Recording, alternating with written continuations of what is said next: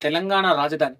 రాజధాని అంటే ఎప్పుడు ప్రజలు తిరుగుతా ఉంటారు. ఏదో పని మీద బయట ప్రాంతాల వారు అంటే రాష్ట్ర వ్యాప్తంగా రాజధానితో అవసరాలుంటాయి కనుక దూర ప్రాంతాల నుంచి రాజధానికి వస్తా ఉంటారు.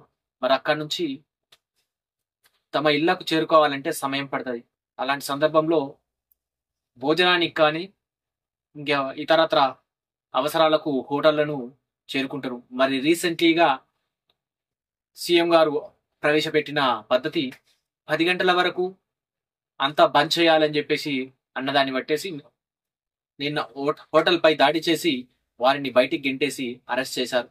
మరి బయట నుంచి వచ్చిన వాళ్ళకి ఆకలి 10 గంటల దాకానే అయితదా?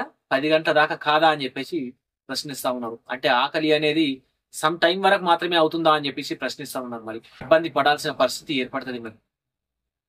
మరి నిజంగా చెప్పాలంటే